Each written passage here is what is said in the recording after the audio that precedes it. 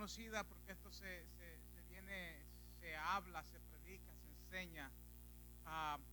¿Cuántos de los que están aquí tienen más de 10 años en el Evangelio? Levanten la mano. Más de 10 años en el Evangelio. Más de 10 años en el Evangelio. Amén, amén. Más de 10 años en el Evangelio. Amén. ¿Cuántos tienen menos de 5 años? 5 años. Sí. Amén. ¿Cuántos tienen un año? Amén. Bueno, esta clase, para aquellos que llevan ya más de 10 años en el Evangelio, han escuchado tocante a lo que son misiones. Amén. Y en esta noche vamos a estar hablando de los desafíos que enfrenta la iglesia de hoy en día, hablando con respecto al campo misionero, a las misiones. Y el tema de la unidad es retos y desafíos de la iglesia en el siglo XXI. Retos y desafíos la que la iglesia se va a enfrentar. Las clases que vamos a estar tomando de aquí hasta las próximas semanas, vamos a estar hablando de retos y desafíos que la iglesia hoy en día está enfrentando. Ahora bien, la afirmación fundamental, ¿cuántos tienen su expositor? Amén. La clase número 12. La afirmación fundamental dice: haremos frente al desafío misionero de este siglo con fe, la palabra de Dios y obedeciendo a la gran comisión. Amén. ¿Cuántos están de acuerdo en eso? Lo vamos a hacer, vamos a enfrentar. Amén. El que no tenga expositor puede verse con nuestra hermana, la pastora Ramos. Amén. Haremos frente al desafío misionero de este siglo con fe, con la palabra de Dios y obedeciendo a la gran comisión.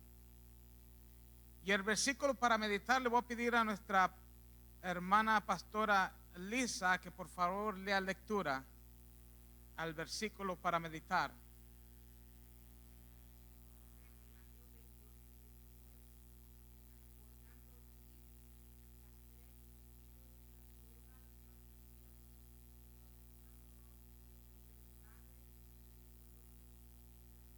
Amén. Ahora bien, para romper así, para empezar a hablar de la clase, ¿alguno de ustedes me podría decir qué desafíos la iglesia hoy en día está enfrentando para llevar a cabo la misión, que es el predicar la palabra? ¿Alguien me puede decir algún desafío? La hermana Nidia.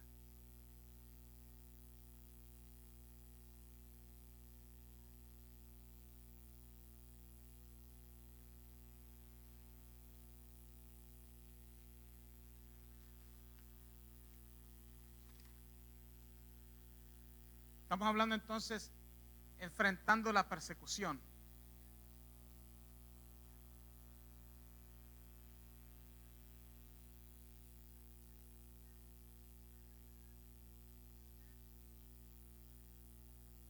Amén.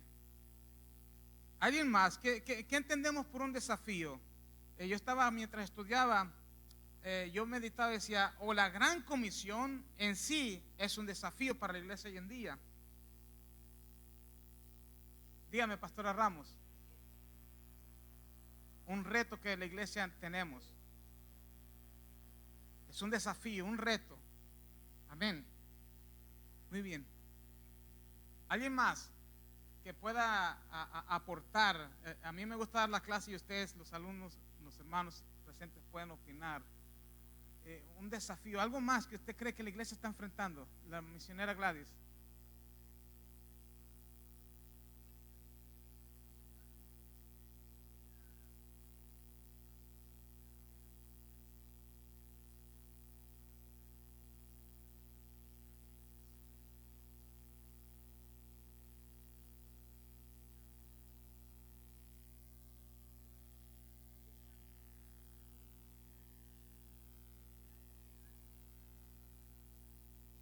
Amén.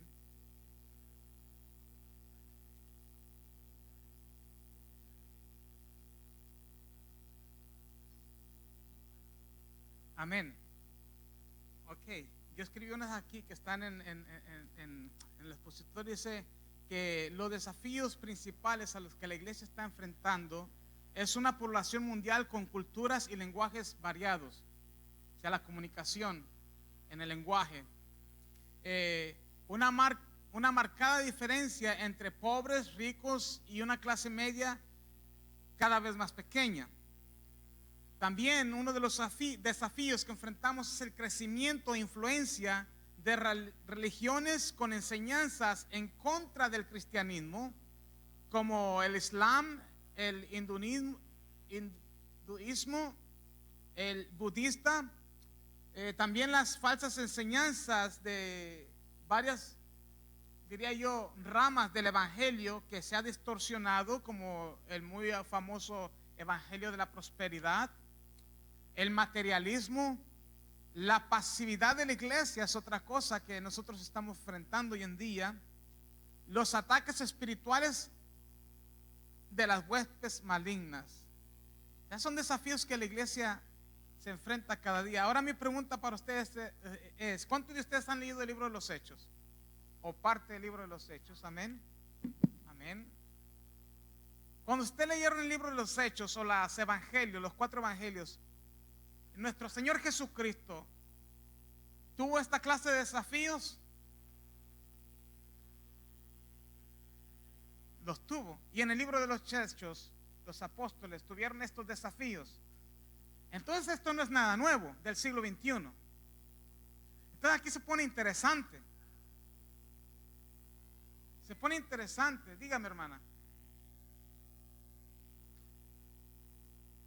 Amén. Desde el principio de la iglesia siempre ha estado en persecución. Amén. Vamos a ir poco a poco desglosando, ¿verdad? Porque quiero que ustedes vean que el desafío empieza en el momento en que Jesucristo le dice a sus discípulos: id. En ese momento es un reto que el Señor Jesucristo le da a su pueblo, a sus discípulos. Por lo regular, ¿verdad? Cuando una persona se va a despedir de usted, no sé si alguno ha tenido la mala experiencia de tener algún familiar que se está muriendo, está tal vez en su cama de dolor ahí, y él quiere decirle algo, y esas palabras a usted nunca le van a olvidar. Esas palabras son las últimas palabras que esa persona le va a comunicar. ¿Cierto o falso? Si es algo bien importante para la persona que va a dar esas palabras, porque él tiene que pensar: ¿qué le voy a decir a esta persona por última vez? ¿Verdad? Yo me recuerdo cuando yo tenía 18 para 19 años y salí de México, y yo era el primero de mi familia en salir. Éramos 8, 4 hermanos y 4 varones y 4 mujeres. Yo era el tercero. Entonces yo siempre estaba con la intención, diciendo a mi papá: papi, yo me quiero ir para Estados Unidos, yo me quiero ir. Y cuando yo me graduó de la high school, ¿verdad? Y termino y empiezo a trabajar y no me gustó, entonces decido y le digo: papi, yo me voy.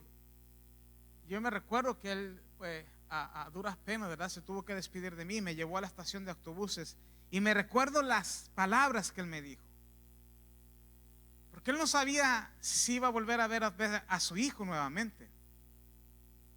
O sea, ahora yo miro a mis hijos y yo miro a mi muchacho de 18 años y decirme: papi, me voy a otro país que no habla tu lengua, que no es tu cultura. Es un golpe para el padre. Y ahora que yo tengo hijos, yo lo veo y digo: wow, tremendo, qué golpe. Indirectamente, ¿verdad?, emocionalmente yo mismo le causé a mi padre. Pero me recuerdo siempre las palabras que él me dio. Y me dijo: hijo, busca de Dios y nunca dejes de asistir a una iglesia. He andado por muchos lugares en este país, en otros lugares, me descarrié, pero aún así esas palabras que mi padre me dijo aquel momento nunca se me han olvidado. Después de 3 años que estuve en Estados Unidos, regresé y lo volví a ver, y después ya partió con el Señor, nunca más. Pero esas fueron las palabras que me acuerdo la primera vez que yo me vine para Estados Unidos. Donde quiera que estés, busca a Dios y nunca dejes de asistir a una iglesia. Tremendo. Entonces el Señor Jesús, después de cumplir con su ministerio de 3 años con sus discípulos, anduvo con ellos como cualquier otra persona. Yo siempre trato de presentar a Jesús como un individuo normal como nosotros. 100% Dios, pero era 100% humano. Y me imagino yo a Jesús riéndose. Muchas películas lo ponen bien serio, bien triste, bien flacucha. No, el Señor era carpintero. El Señor tenía la fuerza para meterle una buena trompada a un fariseo de esos, pero no lo hizo, ¿verdad? Me imagino que Pedro se tiraba un chiste de vez en cuando y Jesús se reía. Hoy en día presentamos a Jesús y Jesús era un ser humano como nosotros, hijo de Dios. En él habitaba la deidad, pero también era 100% humano. Lloró, sufrió, padeció. Entonces está viendo a su grupo íntimo de amigos, de compañeros de milicia. Él cumplió con ese mandato que recibió del Padre, de venir a rescatar, a dar su vida por nosotros en la cruz del Calvario. Y anduvo 3 años con sus discípulos. 3 años se encariñó con ellos. Le dolió cuando Pedro lo negó esa noche. Cuando Pedro lo niega, a Jesús le dolió. A Jesús le dolió cuando Judas le dio un beso y le dijo: amigo, con un beso traicionas a tu amigo. Jesús sufrió esa noche en el Getsemaní, a tal grado que su sudor eran como grandes gotas de sudor, de sangre. Era una mezcla de sangre y sudor.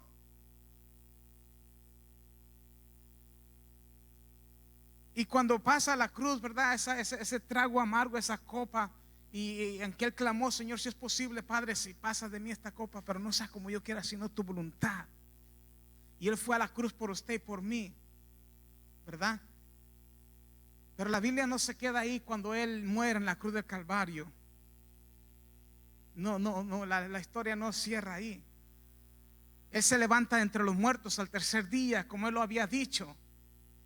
Y él está sentado a la diestra de Dios Padre. Pero antes de ascender al cielo, se encuentra con sus amigos nuevamente. Porque estaban tristes, estaban desconsolados, estaban metidos, asustados. Usted se imagina el líder que yo tenía mi mirada. Imagínese Pedro pensando: wow, tremendo. Mi mejor amigo. ¿Se acuerdan, muchachos, cuando hizo la pesca milagrosa? ¿Te acuerdas, Juan? Sí, yo me acuerdo. Wow, amén. ¿Te acuerdas cuando levantó al paralítico? Oye, qué tremendo. Y cuando resucitó a Lázaro, ¿se acuerdan? Wow, ya no está con nosotros. O sea, era un momento de tensión para los discípulos también, como seres humanos. Y estaba el desánimo presente en ellos. Pero algo que me gusta de Jesús es que ellos están reunidos y se para en medio de ellos y los saluda. Y se encuentra con Pedro después, porque Pedro pensó: lo negué y ya no voy a tener tiempo de hablar con él nuevamente. Pero dice la Biblia que Jesús se les apareció nuevamente. Cuando él se aparece a ellos, es cuando él habla estas palabras. ¿Ok? Es cuando él dice y le da a sus discípulos lo que conocemos hoy en día como la Gran Comisión, que dice: ir y predicar el Evangelio. Pero en esta noche yo encontré un video que quiero presentarles a ustedes. Por favor, la Gran Comisión. Adelante.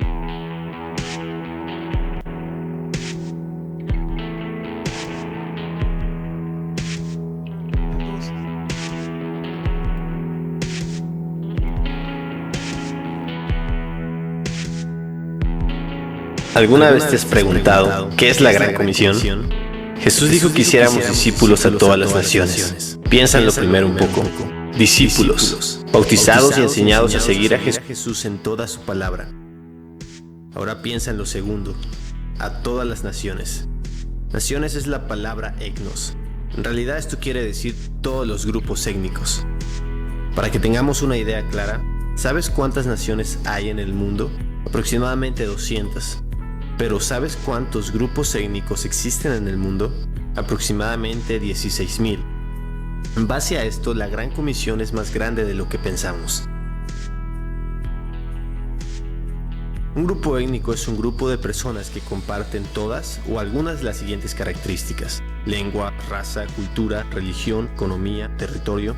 Lo que debe preocuparnos es que de los 16,000 grupos étnicos en el mundo, aún quedan 6,000 grupos étnicos sin ser alcanzados. Esto es 1/3 de la población mundial, más de 2 billones de personas.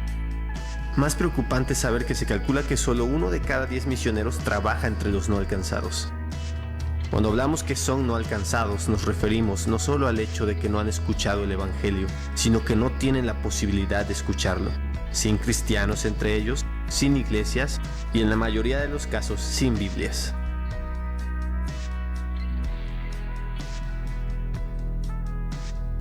Por ejemplo, pensemos en los 2 países más poblados del mundo. China, con aproximadamente 1.300 millones de habitantes, tiene más de 500 grupos étnicos y el 80% se consideran no alcanzados. India, con aproximadamente 1.200 millones de habitantes, siendo el país más multiétnico, tiene 2.500 grupos étnicos aproximadamente, y el 90% se consideran no alcanzados.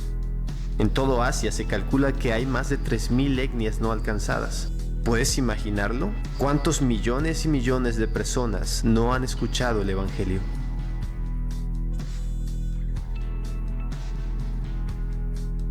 ¿Cuánta falta hacen misioneros al estilo de Pablo, que se propongan a ir donde Cristo no ha sido anunciado? ¿Cuánta falta hace que oremos para que el Señor de la mies envíe obreros a su mies? ¿Y cuánta falta hacen iglesias dispuestas a sacrificar a sus mejores hombres y sus más preciados recursos? Porque ¿cómo predicarán si no fueren enviados? ¿Qué has hecho para alcanzar a los no alcanzados? ¿Cuánto has orado? ¿Cuánto has ofrendado? ¿Estarías dispuesto a ir?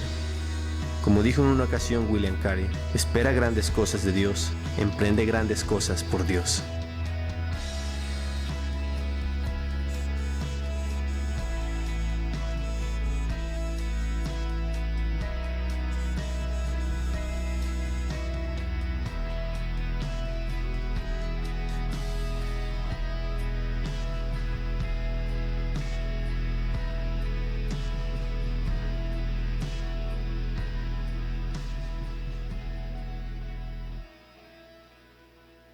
Amén.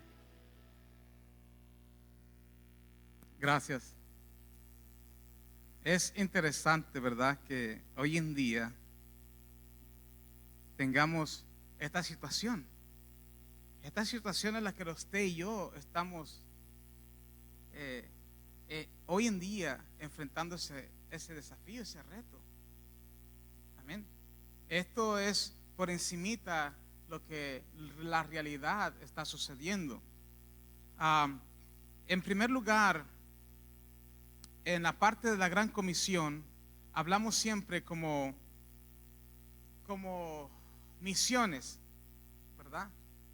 Misiones o misioneros, y siempre hablamos, cuando hablamos de misiones, siempre lo pegamos el concepto a ir a evangelizar a otros países que no son nuestro mismo lenguaje, que no son nuestra misma cultura, que son diferentes grupos, como vimos ahí, étnicos, amén, que tienen sus propias costumbres, su propia forma de comunicarse, sus propias comidas. Entonces, cuando hablamos de el desafío misionero, estamos hablando nada más y nada menos, y quiero que nos enfoquemos en lo que es la Gran Comisión. Amén. Ahora bien, cuando Jesucristo le habla a sus discípulos, ¿qué es lo que le dice? ¿Cuál fue el mandato del Señor Jesucristo? Y en esta noche vamos a estar desarrollando eso, ¿verdad? Porque primeramente, la iglesia hoy en día tiene que estar clara cuál tiene que ser el mensaje de la iglesia. Les voy a poner un ejemplo, ¿verdad? Yo he visto gente en las calles que tienen el título de cristiano y tienen una pancarta grande que dice Dios odia los gays, o Dios, el infierno espera a los gays, y ellos supuestamente están predicando el evangelio. ¿Quién me puede decir a mí si eso es predicar el evangelio? Eso es predicar el evangelio, Manedia. Es poner en contra. Diga, hermana, póngase de pie y hable duro, por favor, que no quiero.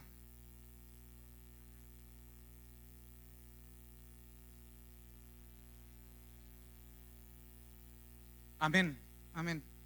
Diga, pastora Ramos.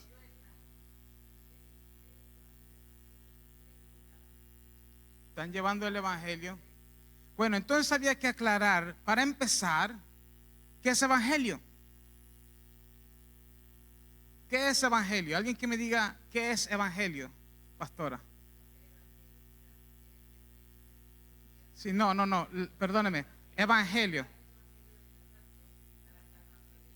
¿Qué es el evangelio? Buena nueva de salvación. Entonces no se puede confundir. No puedo decir que estoy predicando el evangelio de una forma equivocada, porque ese no es el evangelio. Evangelio significa buenas nuevas de salvación. Confundimos la predicación en un altar hacia una congregación que ya ha aceptado al Señor Jesucristo y que ahora está en un proceso de santificación y en un proceso de educarlo y hacerlo discípulo a esa persona. Fíjese que el Señor Jesucristo predicaba y Él se molestaba mucho cuando enseñaba, y en sus enseñanzas lo va a ver con los fariseos religiosos que trataban al pecador como si ellos estuvieran, como si los fariseos o estos maestros estuvieran por las nubes. Mas sin embargo, Jesucristo, cuando le trajeron a aquella mujer, dice: el que esté libre de primera piedra, vale. ¿Entiendes? ¿Por qué? Porque estaba tratando de establecer lo que es el evangelio. ¿Qué dijo él? Que él vino ¿a qué? A buscar y a salvar lo que se había perdido. El enfermo busca un doctor. Entonces nosotros como iglesia tenemos que tener cuidado cuando nosotros tratamos de presentar el evangelio de Jesucristo, porque muchas de las veces el concepto, yo lo he dicho casi cada vez que me paro aquí a dar una clase, el concepto que tienen los de allá afuera, se creen que todos nosotros nos creemos mejores que ellos, que todos nosotros somos más santos que ellos. Es lo que piensan, que esta iglesia, estas paredes es para gente santa, para gente que no peca, porque muchas de las veces eso es lo que se proyecta equivocadamente. ¿Ok? Entonces, en esta noche nosotros tenemos que estar bien claros qué es la gran comisión y a qué nos mandó el Señor. Amén. En primer lugar, tenemos que proclamar a Cristo. Amén.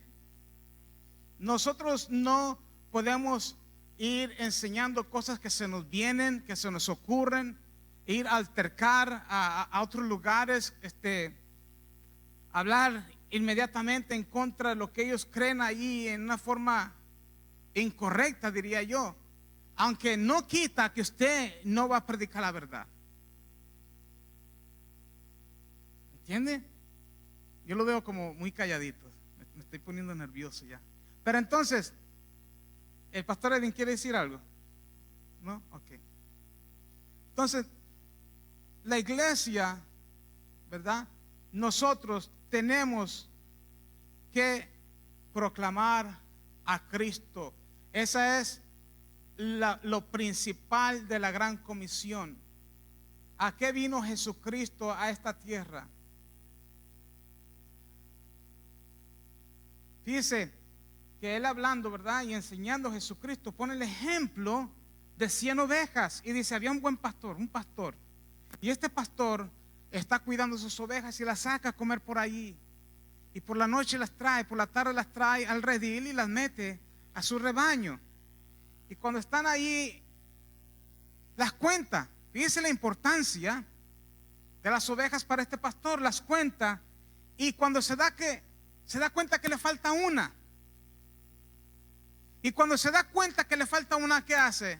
Va y se acuesta y al otro día la empieza a buscar. O sea, la prioridad de este pastor ya no son las 99. La prioridad de este pastor del que Jesús está hablando, está diciendo, la que se descarrió. Eso le empieza a él a brincar el pecho, a latir el corazón. Dice, wow, se me descarrió una, se perdió una. Dice, se ocupa la prioridad, la perdida, y no la que está dentro del redil. ¿Y qué hace este pastor? Va y empieza a buscarla y empieza a llamarla y sube por los montes y los collados y hasta que la encuentra. Y cuando la encuentra, cura sus heridas y se la trae al hombro, porque ya la ovejita tal vez no puede regresar por sí sola.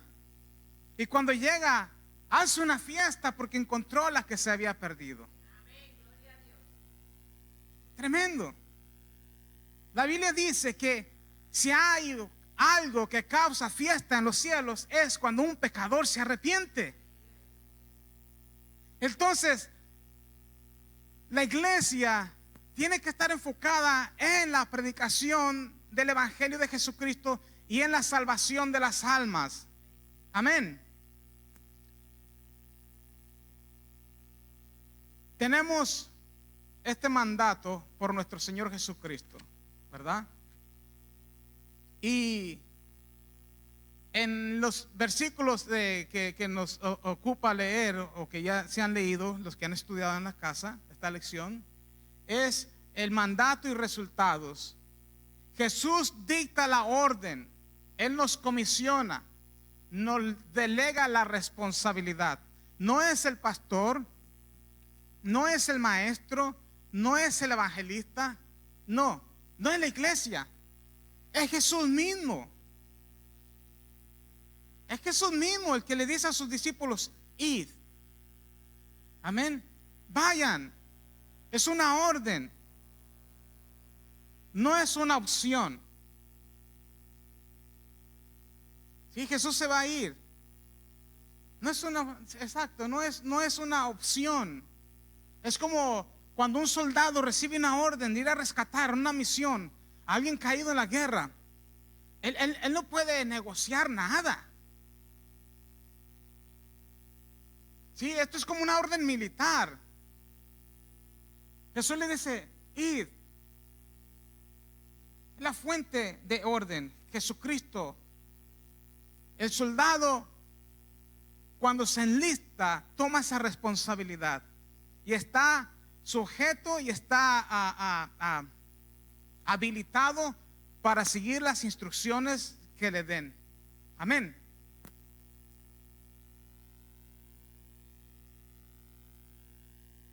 Entonces, la tarea primordial del creyente es llevar a todo el mundo a las buenas noticias con toda fidelidad y cuidado, no como una diversión o un entretenimiento, sino como el único medio que Dios ha programado y ha previsto para salvar eternamente la humanidad. Esto es algo de vida y muerte. Esto es algo serio. Esto no es un juego que la iglesia puede tomar como si fuera una opción. ¿Sabe que está el pecado también de omisión?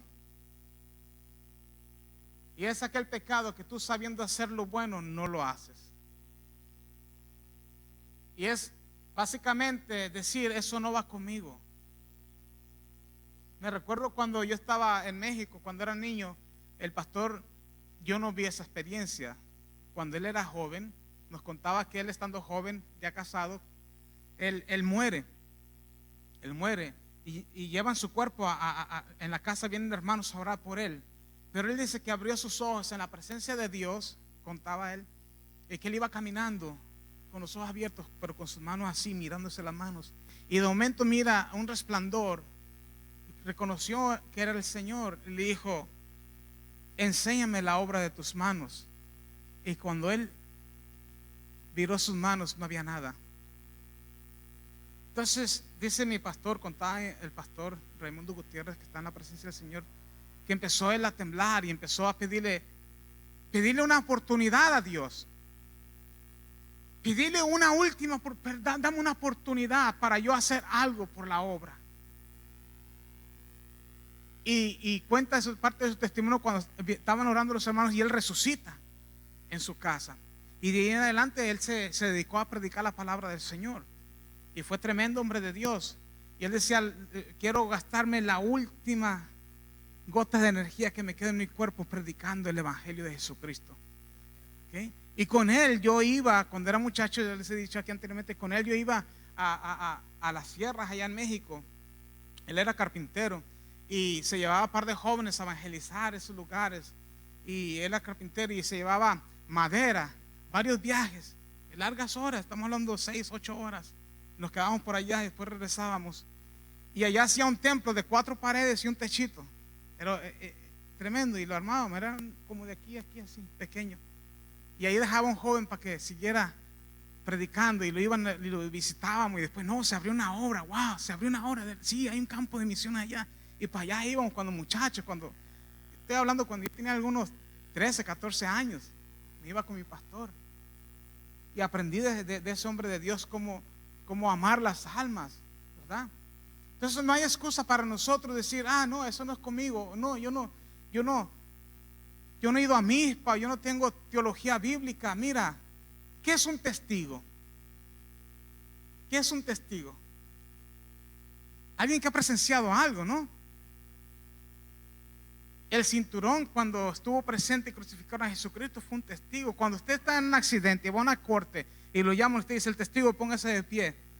Usted no puede decir: no, es que a mí me contaron que él disparó contra... No, el juez te manda a sacar de ahí. Te contaron a ti, tú no viste, tú no estuviste ahí, tú no viviste, tú no eres testigo. Pero cuando tú eres testigo, tú tienes una autoridad que te da la corte. Fíjate, el juez te da una autoridad a ti y te dice: no, tú eres testigo. Y por ese testimonio que tú estás dando, se empieza a escribir y empiezan a levantar un caso contra la persona, o ya sea para justificarlo o para sentenciarlo. Si es en el ambiente legal, imagínense que Jesucristo nos dice que vosotros somos testigos del poder de Dios. Siempre les digo que mi padre nunca fue un predicador, nunca predicó, nunca. Una sola vez lo vi en el altar, que el pastor lo pasó y él temblando y nervioso, y no puedo hablar. Pero ese hombre le predicó a tantas almas en la calle. ¿Y sabe cómo hizo? Él tenía un buen negocio, que Dios lo bendijo. Él compró un proyector de 8 milímetros. Los que tienen más de 40 años, más de 50 años, ¿se acuerdan las movies de 8 milímetros, los proyectores?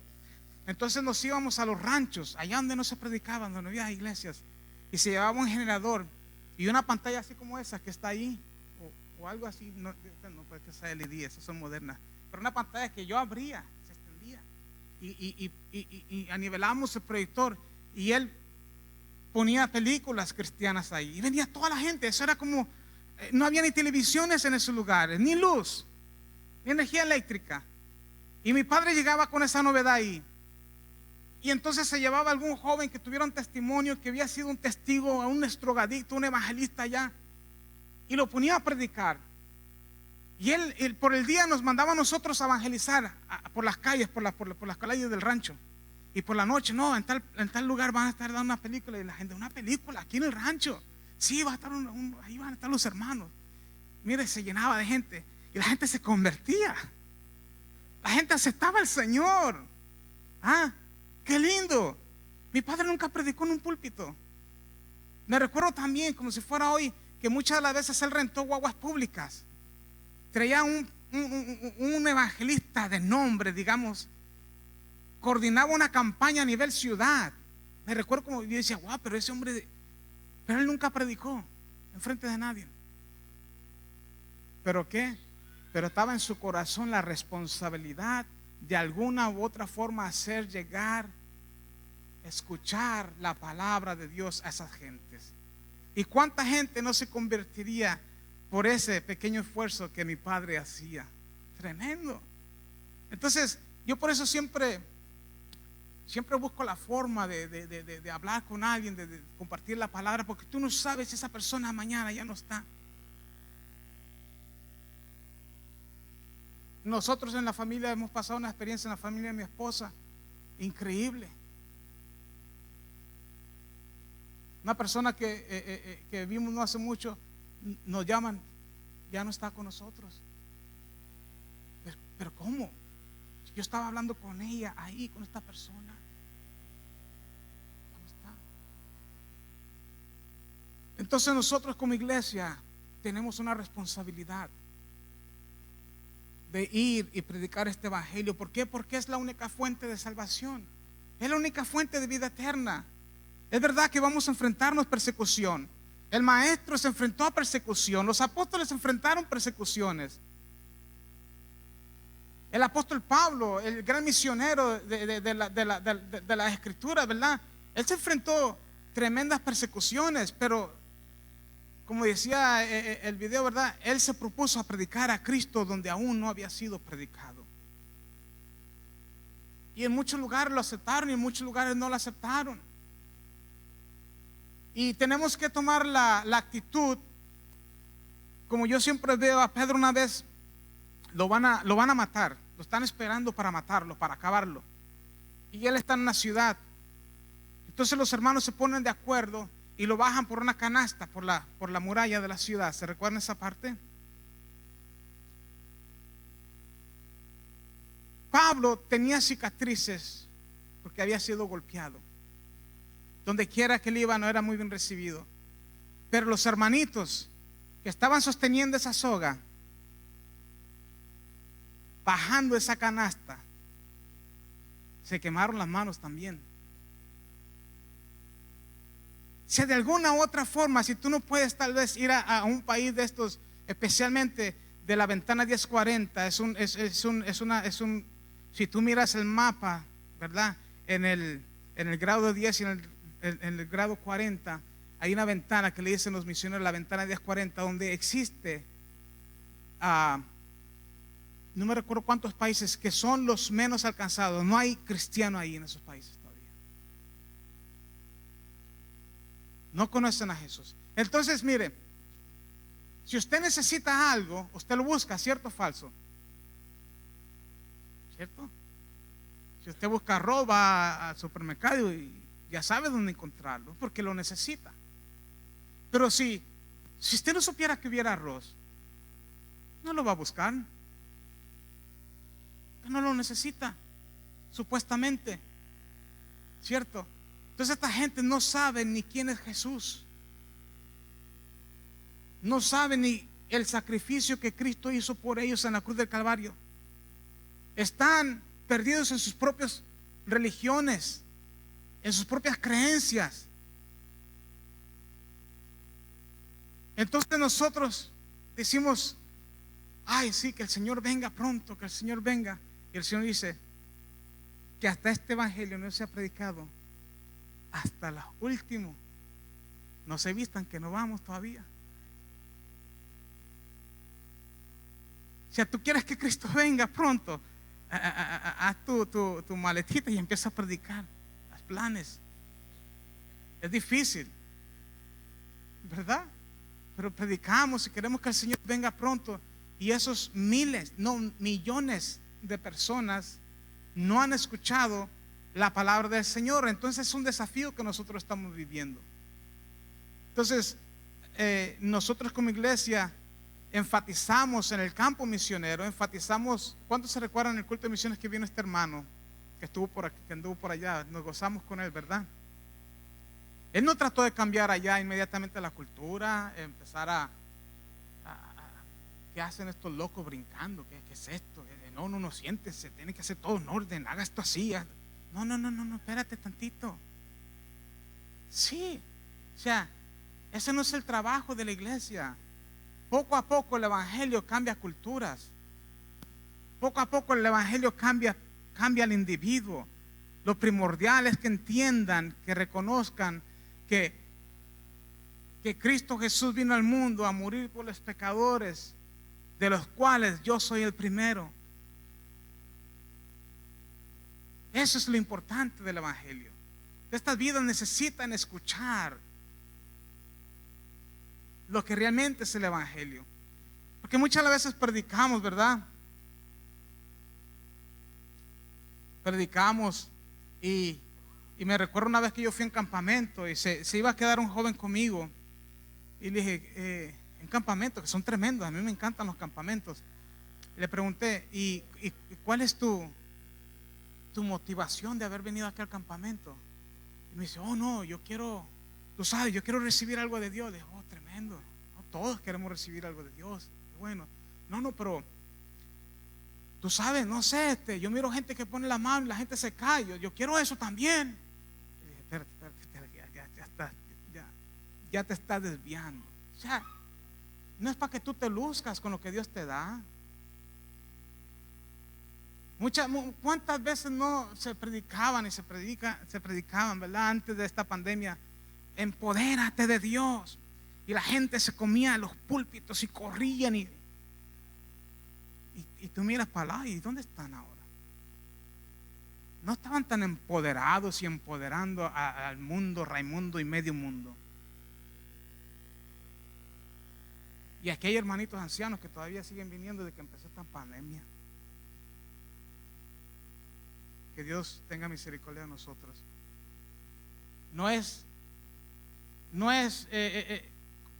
Digo, vulgarmente dice mucha gente, y es un poco fuerte, mucha espuma y poco líquido.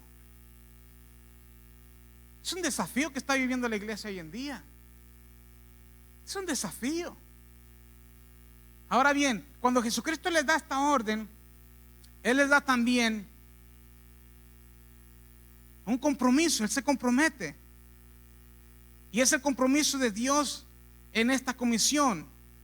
Y Él dice, estas señales seguirán a los que creen. Fíjense, Jesús diciéndoles, ustedes vayan, pero Señor, no, yo voy a dejar a mi Espíritu Santo. El Espíritu Santo va a estar con ustedes. Cuando en el libro de los Hechos, en el capítulo 1, dice, no se vayan de Jerusalén hasta que no sean investidos del poder del Espíritu Santo, y entonces me seréis testigos. ¿En dónde? En Jerusalén, al ladito, Judea, más adelante Samaria y hasta el último de la tierra. Y fíjense, algo interesante que sucedió en el libro de los Hechos, ese es el capítulo 1, versículo 8. Sucedió eso, Jesús le dice eso. Pero en el capítulo 8, versículo 1, la iglesia todavía no había salido de Jerusalén, y Dios permite que se levante una gran persecución por manos cuando apedrean a Esteban. Y la iglesia fue esparcida. Hechos capítulo 8, versículo 1, para que usted vea, como una coincidencia, Hechos 1:8 y Hechos 8:1. La iglesia, los discípulos reciben el mandato de ir, que se esparzan a Judea, Samaria y hasta el último de la tierra, se quedan en Jerusalén. Como que nos gusta la comodidad. Eso no es nuevo. Como que nos gusta estar, tú sabes, eso no va conmigo. Eso allá los pastores, los ministros, los misioneros. Pero no, esto es de todos, hermanos. Usted es un discípulo del Señor. Usted ha sido testigo fiel de lo que el Señor ha hecho con usted. Tal vez ha sido sanado, tal vez los pecados nos han sido perdonados. Y en ocasiones no queremos mirar ni atrás porque es algo increíble lo que hemos hecho. Y Dios nos ha perdonado nuestros pecados. De gratitud, ¿qué es lo que tenemos que hacer? Entonces el Señor se compromete y dice, el poder se los voy a delegar a ustedes. Cuando Él resucita dice, toda autoridad me es dada en el cielo como en la tierra. Por tanto, ir y hacer discípulos. ¿Verdad? Entonces los apóstoles salieron, hermanos. Los apóstoles salieron enfrentando esa persecución que se levanta en el libro de los Hechos capítulo 8, donde está Esteban, y Esteban comienza a predicar. Y era un diácono, era alguien que servía, que ayudaba en el servicio en la comunidad. y empieza a predicar. Los fariseos y los religiosos se enojan con él y lo empiezan a retar, y él sigue predicando de la palabra del Señor, y al final lo apedrean y lo matan. Primer mártir cristiano. Y después, cuando usted lee la historia de la iglesia cristiana, en la iglesia primitiva, que siempre es algo que es como un soldado hablar de los caídos. El soldado te va a hablar de gente que ha caído, de gente que ha dado su vida en el campo de batalla. Y yo, que estoy vivo aquí, te tengo que decir de gente que han dado su vida por esta palabra, por la predicación del evangelio. Y muchas de las veces el Coliseo que se presenta con los gladiadores en Roma, eso es una película de Hollywood. Pero ahí en ese mismo Coliseo había cristianos, doncellas que las amarraban, las llenaban de aceite y las prendían fuego, porque no negaban a Jesucristo, porque seguían predicando a Jesucristo. Levantaban las jaulas y salían los leones y devoraban a esos jóvenes, a esos niños, a esos padres con sus niños, por no haber negado a Jesucristo. Es fuerte decirlo, pero es la realidad. Entonces el Señor ha prometido estar con nosotros todos los días hasta el fin del mundo, hermano. No nos cansemos de predicar la palabra del Señor. Entonces estamos hablando de estos países que todavía no han recibido el mensaje. Pero usted puede aportar financieramente, usted puede orar. Ore por misioneros, ore que el Señor levante misioneros de esta congregación. Imagínense que un día de estos, ¿dónde está el hermano Alfredo? No, se fue para allá, anda por la India, se quedó allá. Ahí va a estar mi esposa tal vez llorando, ¿verdad? No sabe, hermanos. ¿Qué es lo que hay en tu corazón? Acuérdate, 70, 80 años que vas a estar en este planeta Tierra, se te van.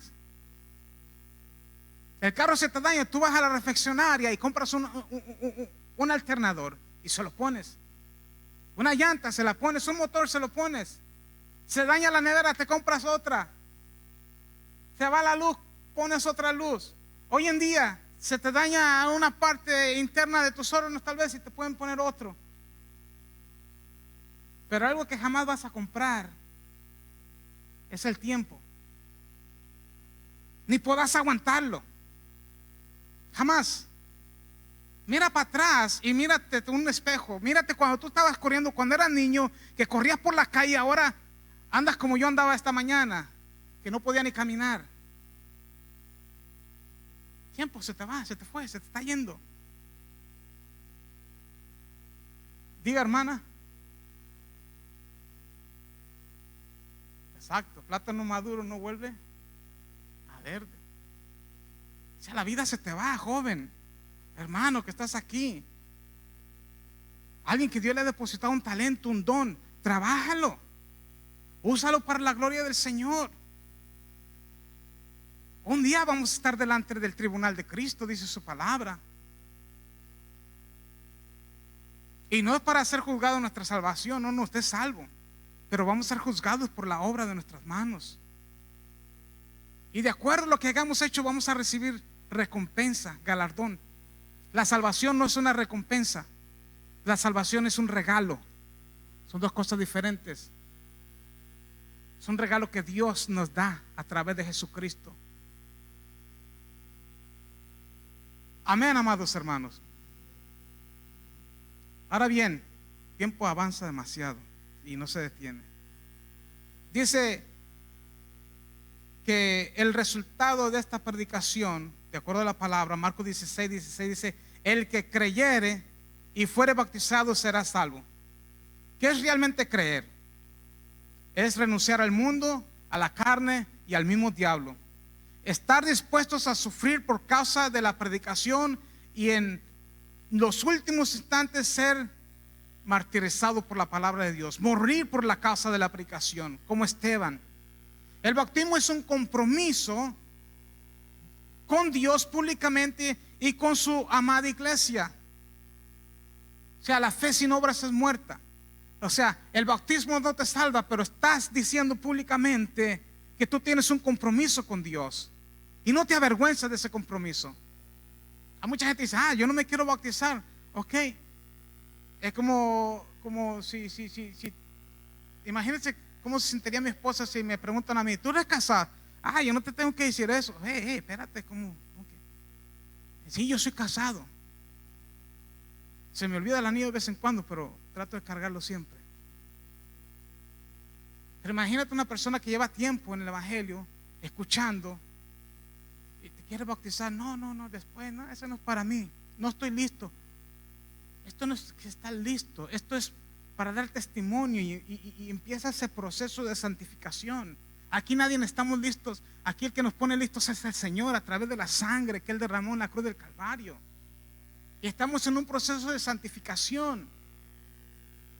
¿Ok? Es como yo le decía a uno de mis hijos, hay una gran diferencia. Me decía, papi, no hay ninguna diferencia en alguien que está en la iglesia y peca y alguien que está afuera y peca. Yo, hay una gran diferencia. Y te la voy a explicar de la forma más sencilla como se la he explicado aquí anteriormente. Y es que tú vas caminando por un sitio lleno de bache en ambos lados. Y tú te dieron una vestidura limpia. Y es como cuando yo iba a la escuela, en los lunes era Dios de honor a la bandera y teníamos que ir vestidos de blanco y zapatos negros. Y yo iba y que llovía y ese lodazal se fanguera donde quiera. Pero había caminitos. Y ahí íbamos caminando todos los estudiantes con los ¿Y qué pasaba? Cuando uno se resbalaba, de vez en cuando se resbalaba uno y se llenaba de... No porque te llenabas el pie de bache, te tirabas al fango y te empezabas a revolcar ahí como un puerquito. No, esa es la gran diferencia. El que está aquí, el que está allá afuera, el que está aquí tiene el Espíritu Santo de Dios que te redarguye, que te contrista, te dice, igual le fallé a Dios, Señor, perdóname, ayúdame a seguir hacia adelante. El que está allá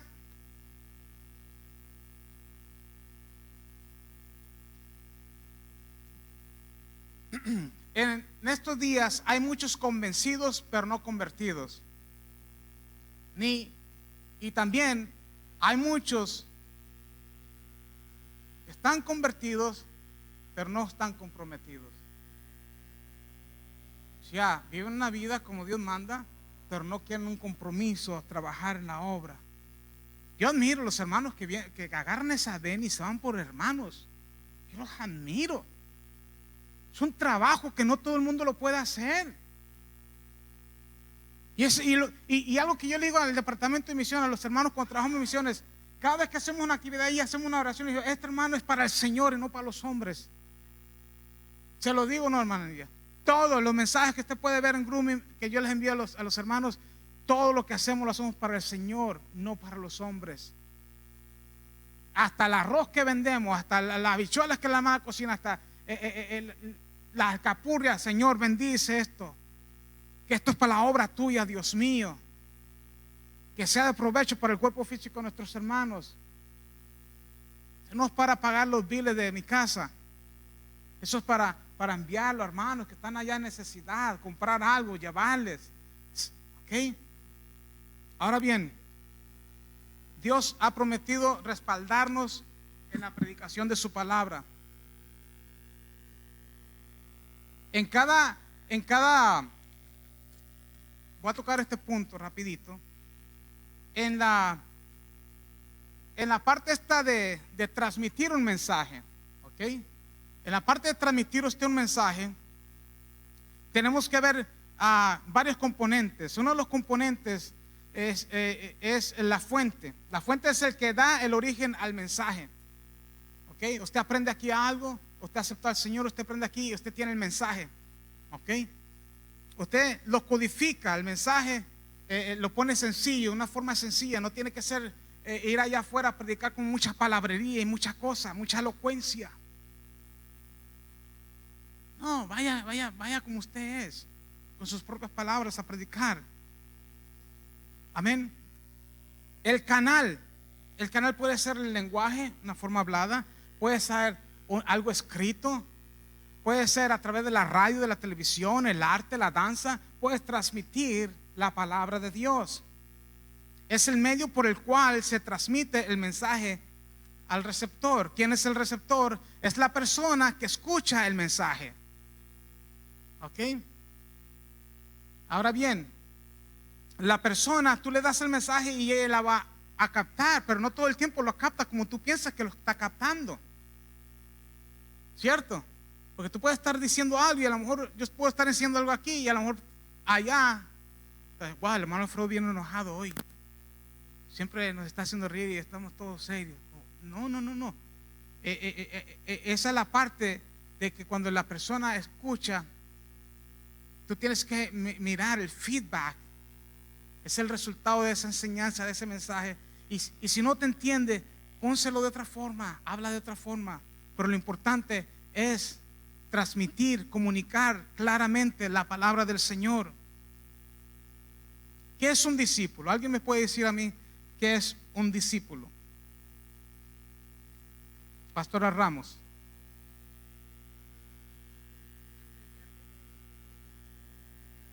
El discípulo es el que aprende de su maestro y sigue sus pisadas. Muy bien. ¿Alguien más?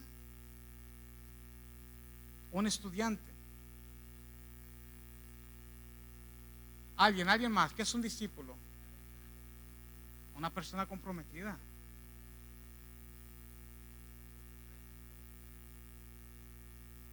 Donde no hay compromiso, no hay obligación.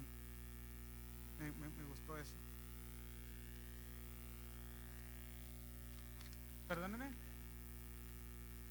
Recibe enseñanza de un maestro. El discípulo es comprometido. Es alguien con un compromiso personal y permanente con la persona de Jesucristo y el Espíritu Santo y se somete a Él. Es un discípulo del Señor, de Jesús. En su vida es permanente.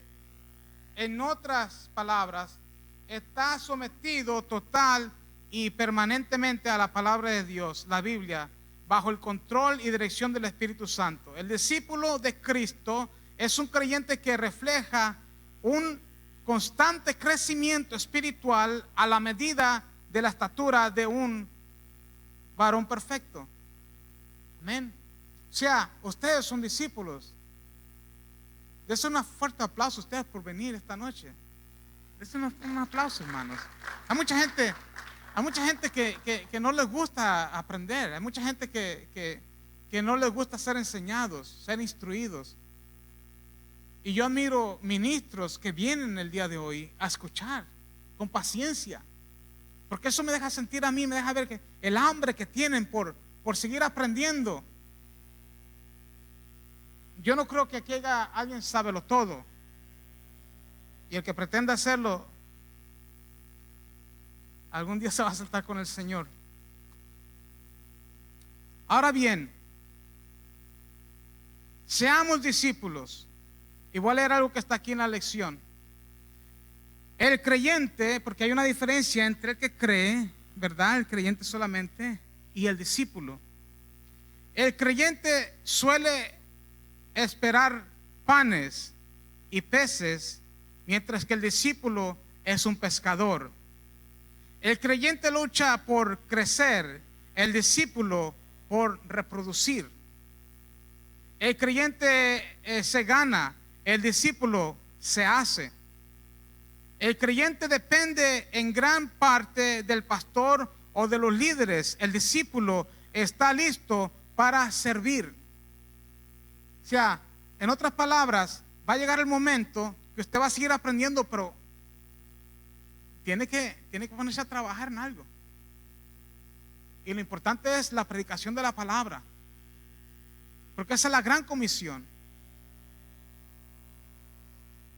La gran comisión será levantar templos, Pastora Ramos. La gran comisión, ir a levantar templos. No, eso no. Hablar de la palabra. En una barca Jesucristo se montaba y predicaba ahí a multitudes.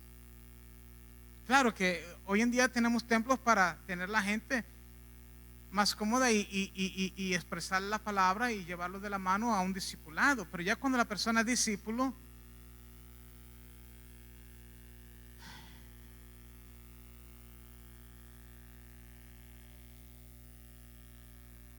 no es para que esté sentadito nada más así echando libras como yo últimamente, físicamente, ¿verdad?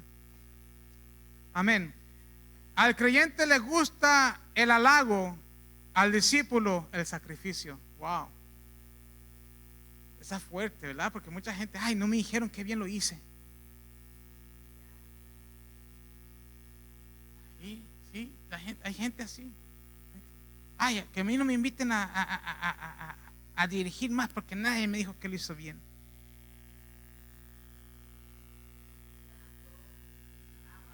Tú no estás aquí para lucir a nadie. El Señor no nos ha llamado a nosotros a caerle bien a todo el mundo. Amén. El discípulo es un sacrificado. El creyente entrega parte de sus ganancias. El discípulo entrega su vida. El creyente puede caer en la rutina. El discípulo es un revolucionario. O sea, le cerraban la puerta en un lado al apóstol Pablo y se metía por otra. Le dice, no prediquen aquí a los apóstoles. Y le dice, bueno, juzguen ustedes, tenemos que obedecer al hombre o a Dios. Es el discípulo. El creyente busca que lo animen. El discípulo procura animar. El creyente espera que le asignen tareas. El discípulo procura responsabilidades. El creyente murmura y reclama. El discípulo obedece y se niega a sí mismo. Es que de verdad esto está muy claro, ¿verdad? No hay que darle mucha explicación, pero lo voy a leer otra vez. El creyente espera que le asignen tareas. El discípulo procura responsabilidades. El creyente murmura y reclama. El discípulo obedece y se niega a sí mismo. Entonces, amados hermanos, no hay ninguna diferencia a los desafíos que la iglesia primitiva, que los apóstoles se enfrentaron al inicio de la predicación del evangelio. Se enfrentaron a gobernadores corruptos como los hay hoy en día. Había gente que los rechazaban como los hay hoy en día. ¿Qué desafío podemos ver hoy en día que tal vez no había en el pasado o durante la historia de la iglesia cristiana? Siempre ha habido desafíos, hermanos, pero algo que está carcomiendo, fíjese, es nada más y nada menos que la conformidad y el entretenimiento dentro de la misma iglesia. O sea, si aquí hubiese ahora mismo, esto estuviese aquí, un cantante de fama mundial, internacional, estuviera metido todo Tampa aquí. El entretenimiento, las luces, el bullicio. Gloria a Dios por los que pudieron hacer eso. No sé si lo van a poder volver a hacer. Esperemos que el evangelio se siga predicando de todas formas. El evangelio es como un río que nadie lo puede parar. Pero en cierta ocasión escuché esto del pastor, el misionero, de apellido Girón, de Brasil. Él dice, ¿verdad?, que una anécdota, y para cerrar, dice que Jesús resucita y se va al cielo, como dice la palabra, pero esto es parafraseando, esto no sucedió, hermanos. ¿Okay? Entonces el padre le dijo, bueno, hijo, buen trabajo, tremendo, siéntese a mi diestra. Dice, mi hijo, ¿y a quién usted dejó allá en la tierra? Dice, bueno, yo dejé a 12. Dice, Oh, tremendo. Y si esos 12 fallan, 70. Qué bien. Y si esos 70 fallan, oh, el día de Pentecostés habieron 120 y fueron llenos. Qué bien. Y si esos 120 fallan, dije, Padre, dejé una iglesia. Y el Padre le dice, ¿y si esa iglesia falla? Y las lágrimas de Jesús comienzan a rodar y le dice, Padre, yo no creo que yo perdí mi tiempo en la tierra. Amén. O sea, la iglesia en estos tiempos que estamos viviendo no podemos fallar. No estoy hablando de que si fallas en tu relación con el Señor o que has fallado delante del Señor, eso es tú y Dios, y te puedes reconciliar con el Señor. Estamos hablando como iglesia, como grupo, como individuos que tenemos una responsabilidad con las personas que están allá afuera perdidas en el pecado, y aún con los países que todavía no han alcanzado nada de escuchar lo que tú y yo en ocasiones escuchamos y otra vez con lo mismo. Esperemos que Dios haya ministrado nuestras vidas a través de su Espíritu Santo y que ponga hoy una carga en cada uno de nosotros de empezar a orar por los misioneros, por los hermanos que están en otros países predicando la palabra, que han dejado su cultura, han dejado su familia, han dejado su lenguaje, han tenido que aprender un sistema de comunicar el evangelio. Y oremos para que de esta iglesia salgan misioneros, no solamente a países donde se predica la palabra, donde ya se predica la palabra. Es bonito eso, es tremendo, yo he ido. Es un gozo que tú sientes inmenso cuando tú predicas a gente que no ha aceptado al Señor y lo aceptan. Pero qué gozo sería ir a uno de estos países. Y si es tan arriesgado morir por la causa del evangelio. Dios le bendiga, nuestro pastor, con usted. Y al final tengo aquí unos sobres